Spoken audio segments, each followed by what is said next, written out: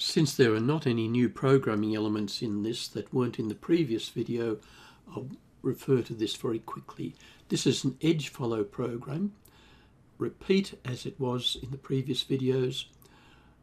While true means that it will repeat forever.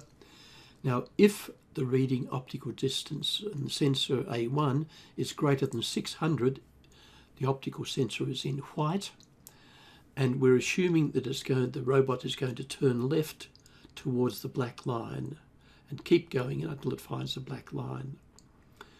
One motor stopped and the other one on the outside is turning towards the black line. If it finds the black line, it's less than 600, it reverses it. It'll go and turn away from the black line. And so you've got the robot going along continually trying to find the black line, and when it finds it, goes to find the white line. And the effect is white, black, white, black, white, black, and it goes along the edge of the line. And you can see this in the run that we have in this video. Let's start.